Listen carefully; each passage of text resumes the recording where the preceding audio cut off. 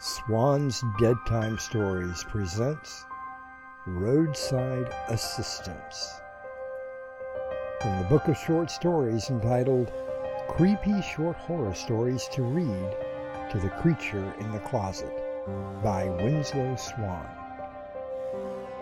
Audiobook produced and narrated by Winslow Swan.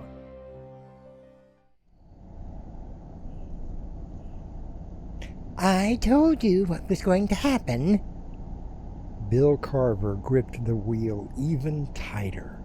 His face was slightly contorted with the anger building up inside his head. The vein on his forehead was more pronounced, with the raging blood pumping through it. If only the bitch would just shut the fuck up, he thought. It was a sentiment that he would never voice out loud.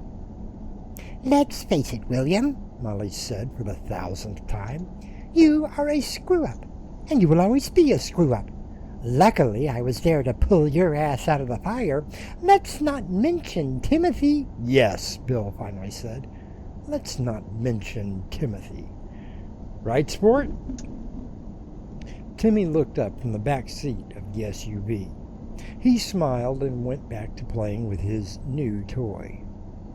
The blizzard that had hit had finally passed, and only a small sprinkling of snow had remained.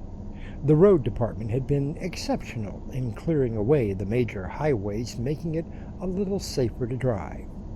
Even with the temperatures dropping, the roads had remained passable for the Carver family outing.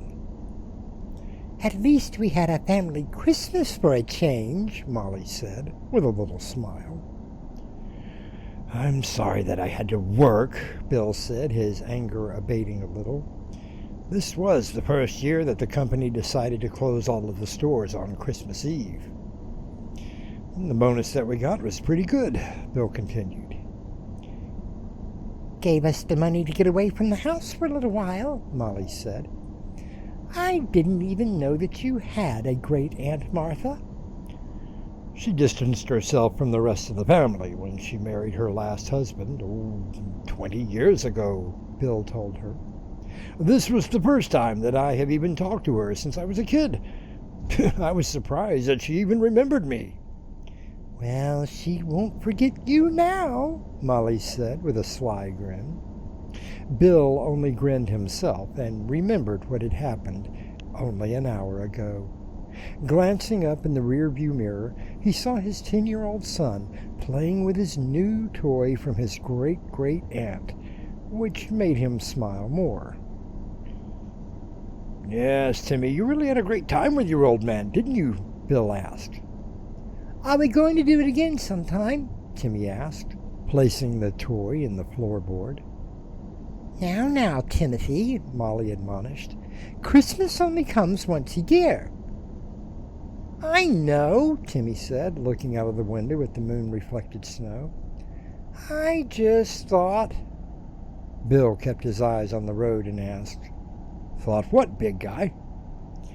If we did this more often, you and Mom wouldn't split up. Molly and Bill looked at each other with concern. Had the young boy of 10 years old heard the arguing and the fighting? Son, Bill began, sometimes mommies and daddies have little fights that really don't mean anything.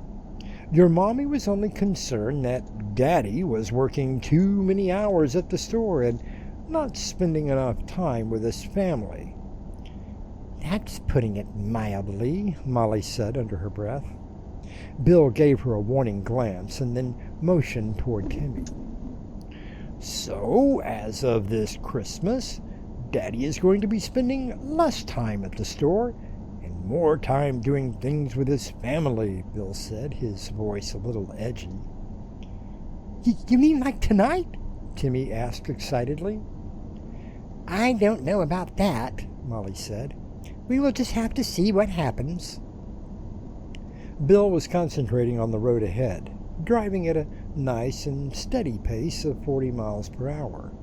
On Christmas Eve, traffic was practically nothing except for an occasional emergency vehicle passing on the other side. In front of him was nothing but clear road. So I was thinking, Molly said, with tomorrow being Christmas, perhaps we could find your old Uncle Parker. I don't have any old Uncle Parker. Molly smiled and said, I know. Both laughed. The tire on the passenger side did not just blow and go flat. It practically exploded. The SUV skidded toward the opposite lane, hitting the ice and spinning wildly. Bill gripped the wheel and tried to correct, turning into the skid. The car spun around 3 more times and finally came to a halt on the right shoulder of the highway. Molly was slammed into the dashboard, creating a sizable bruise on her forehead. She blinked a few times and looked around. Timothy, she said. She heard the small groan from the back seat and looked. Her son was lying on the floorboard, ejected from the seatbelt. Unfastening her own, she reached for him as he started to rise up and crawl back into the seat. Honey, are you okay? She asked. Timmy only shook his head. You all right? Bill asked her. Bumped my head, she told him. What about you?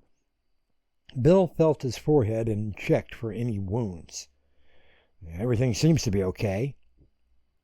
What happened? She asked. I think a tire blew out, he told her, checking her for any blood pouring from an open wound. I must have hit something in the road. It was a good thing that we were going the speed that we were. Otherwise, this could have been a lot worse. Timmy? Timmy all right? Molly shook her head and looked back at her son again. Now what do we do? She asked. I can call roadside assistance on the cell, Bill said. As if by some sort of Christmas magic, a tow truck pulled up behind them. The emergency lights came on, bathing the entire scene in an eerie yellow glow. Bill smiled at Molly and said, I don't believe it. Looking out of the rear window, Bill could see the driver climbing down from the cab of the truck. The black boots hit the snow, and he could make out the suit. Squinting his eyes into the yellow, illuminated darkness, he managed to make out the long, white beard. Hey, Timmy, look who it is, Bill said and pointed out the window. Timothy looked and became frightened. Don't let him come, Daddy. Hey, big guy, what's the matter? Bill asked. Seriously, Daddy? How many movies do they have to make? Don't you know that there are some people who dress as Santa and kill people? Timmy said. I don't think that we have anything to worry about, Tim, Bill said and opened the door. Merry Christmas, folks, the Santa said. Looks like you folks could use a little help. I was just about to call for some when you drove up, Bill told him. Then it's a good thing that I came along, the Santa said with a jovial smile. Walking toward the passenger side, he looked down at the mangled tire. Yep, you folks are sure fortunate that my plans changed tonight. Ho, ho, ho, the Santa said, coming back toward Bill. I was supposed to play Santa at the hospital tonight, you know, for the kids. But the blizzard blocked the road and I had to take an alternate route. I couldn't disappoint the little ones. Ho, ho, ho, ho. So you made it okay? Bill asked. Oh, sure, Santa told him. I was just on my way home from the party when I saw your car. Well, that explains why I'm dressed this way. Bill looked at his son's face plastered to the window. He smiled to let Timmy know that everything was all right. Mommy, please don't let Santa hurt Daddy, Timmy pleaded. Molly smiled and said, Now, Timmy, Where did you get such an idea? I told you, they've made movies about it, he said. Where did you see these movies you go on about? Molly asked. Really, Mom? Timmy began with the innocence of a newborn. We do have a satellite dish and the internet. Molly couldn't argue. While they did try and monitor the content that their son consumed on both modern technologies, sometimes there was just no way to keep the kids away from the really horrible stuff. She guessed that the movies that he was talking about were readily available almost anywhere. When we get home, young man, your father and I are going to have a very serious talk, she told him. "Aw, Mom," he said, and sat back in his seat. Picking up his toy from the floorboard, he began to play again. This little piggy went to market. She smiled at her son and looked back toward her husband and the helpful Santa. I can get you folks hooked up and take you to my garage, the Santa said. It's only a few miles down the road. I can't tell you how much I appreciate it, Bill told the man. Santa looked toward the rear passenger window and saw Timmy playing with something. Is that your son? Santa asked. Bill smiled with pride and said, Oh yes, that is little Timmy. Santa smiled and walked toward the window. Bending down, he began to wave at the boy in the back seat. He was just beginning to get into the whole laugh when he stopped. He squinted a little to try and see what the boy was playing with. For a moment, he wasn't sure that he was seeing what he was seeing. Timmy looked up and saw the frightened look in the Santa face. He took the severed old hand, still dripping with blood, and waved it at the man in the Santa suit. Santa stumbled backwards and almost slipped in the snow. What the hell? Santa whispered. Our family was on a rather special outing, Santa, Bill said, taking the blood-stained knife from his pocket. It's my son's first Christmas outing. You should have seen the way he took care of that old bitch. Santa looked at the demented man holding the knife. What have you done? Oh, every year for the past 10 years, I pick a family to sacrifice, Bill said with a tone of wonderment that sent a chill down the Santa's spine. This year, I decided to make it a family affair. Don't you like my son's new toy, Santa? Santa reached behind him and pulled the .45 from his belt. Pointing it at Bill, he said, You crazy motherfucker! Don't you move! Santa never heard the rear passenger door open. He never saw Timothy Carver get out of the SUV, or the adoring smile of Molly as she watched her son. He only felt the knife as it plunged into his spinal cord. His hand shot up and squeezed the trigger of the gun, letting the bullet speed past Bill. His eyes were wide with both terror and pain as it crumbled to the snow. He felt the warm, life-giving blood flowing from the wound on his back. I told you, Daddy, Timmy said. Never trust Santa on Christmas Eve. Guess you were right, big guy, Bill said. He walked over to the Santa, bent down, and picked up the gun. Santa watched in horror as the small killer pulled the knife out of his back. More pain shot through him, and he winced. Just like you taught me, Dad, Timmy said. Just like I taught you, son, Bill said with pride. Are you two going to take all night? Molly asked from the warmth of the car.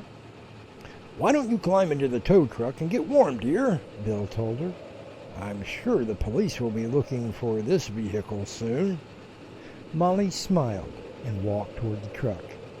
Now, Daddy, Timothy said, the knife held high above the doomed Santa's head. The family that slays together, son, Bill said with a smile, and aimed the gun at Santa's head. On the count of 3, Bill said. Timothy was ready. Santa could only scream.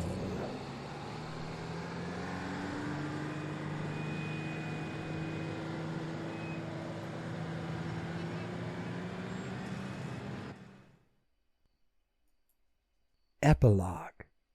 The butler did it.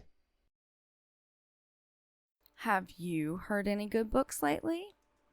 Audiobooks from Winslow Swan, now available on Spotify. Hey guys, this is Crimson. And this is Swan. And we'd love to know what you think of the stories. Even if it's bad. So leave us a comment. Or give us a thumbs up. Thank you.